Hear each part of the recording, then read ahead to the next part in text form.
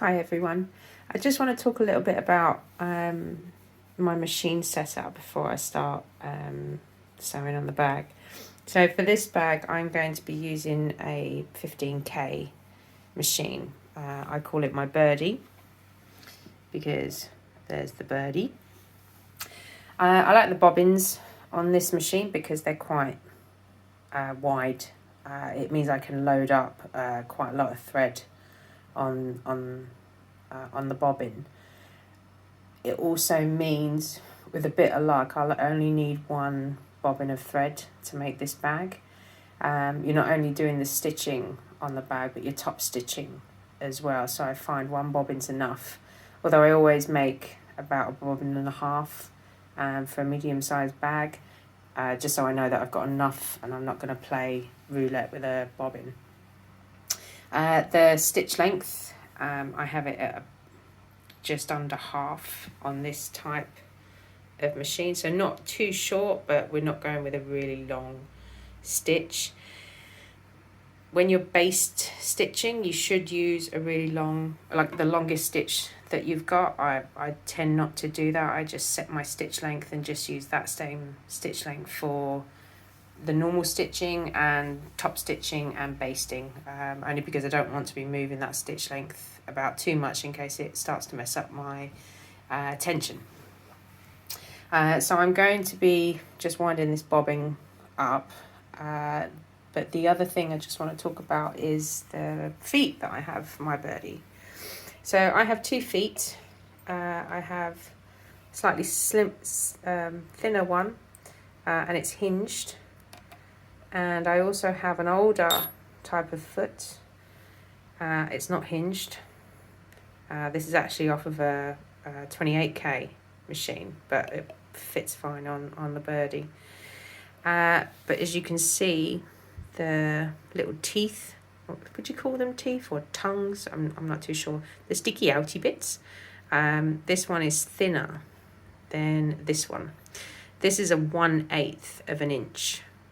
In theory, and this will give you a 1/8 seam allowance just going by this small little tooth. This one on the other side, this piece is in theory a 2/8 seam allowance. On this one, I find, although they don't look that much difference, it's certainly not double, but this one I find is more of a 1/4 inch. Will give you more of a 1/4 inch seam allowance, and then this one here is more like a 5/8 seam allowance. I'm not very good with trying to work out my eighths in inches, but equally I'm not very good at working out the centimeters worth. You can add a seam guide if you want, but I just kind of just play it by eye, or just visually work it out. The pattern that I'm using asks for a 3/8 of an inch seam allowance, which I believe is a centimetre. I've tried doing it with a 3/8 seam allowance just by eye and can't really do it. Although this particular foot, that side, the left-hand side, is a 3/8 seam allowance. It means that you're sewing the wrong way. As such, you're sewing with all of your fabric on this side of the machine, more than having everything swinging away on the left-hand side of the machine. So you can add a seam guide if you want to make sure that you're doing the right seam allowance for your bag. What I've found is where I've tried to judge it by eye, my seam allowances differ, and when you're building the bag, if your seam allowances aren't accurate, then you start getting parts of your bag that will buckle because you've got too much fabric all of a sudden, and then other parts where you've done too much on a seam allowance and it starts to tighten up, and it just makes the bag just uneven. So what I do, and it's up to you, if you should really follow the seam allowance given for any bag that you make. The pattern pieces will normally include that seam allowance as well. But if you do decide to change the seam allowance, you have to do it across the whole bag, otherwise it will just mess up. So when I'm making bags, I always go with a 1/4 inch seam allowance, which is this one here. These are very old feet, so I don't know whether they originally were a 1/4 inch and now just are out of use. They're just slightly out, but this particular foot works well for me. If I'm top stitching, I will then use this one and this side. It does make it a lot narrower, and where pattern pieces will ask for a 1/8 seam allowance, or with basting you do a 1/8 allowance when you're basting, this little foot works really well for me. You can, I mean, if I decided not to use that foot, if I was doing just a couple of bits or a short section on a 1/8 seam allowance, it's basically going to be just under half of this particular foot. It's good just to practice anyway, just to see kind of what, with your feet on a vintage machine, which one gives you kind of roughly what a 1/8 seam allowance is, or 2/8, 3/8, half an inch, that type of thing.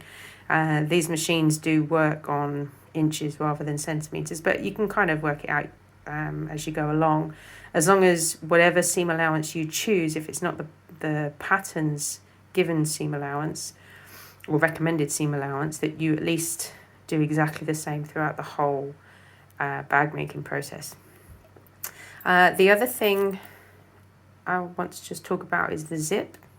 So this bag asks for a zip to be added. Let me just grab the zip. So there's the front. That's going to be the front pocket of my bag, and it's going to have a zip at the front. So when attaching a zip, although there are lots of YouTube videos on just zip construction in general, most patterns will tell you to put your zipper foot on. Vintage machines do have, you can buy zipper feet for vintage machines. I tend to use, when I'm sewing a zipper, I use this one. So if I put that there, whoops, it's going to slide on me, isn't it? No, it's fine. So when I'm sewing the zipper, obviously the pattern's going to tell me to attach the lining to this zipper and then attach the exterior fabric to this zipper. So when attaching the lining to a zipper, it will normally ask for a very thin seam allowance, like a 1/8. So when I'm sewing, I know that my my foot on my zipper, I look down, will accurately give me, or as near as possible, a basting stitch seam allowance. Hang on, let me just get my pen so I can point it out. So this is going to give me a 1/8 seam allowance to baste down the lining to this zipper.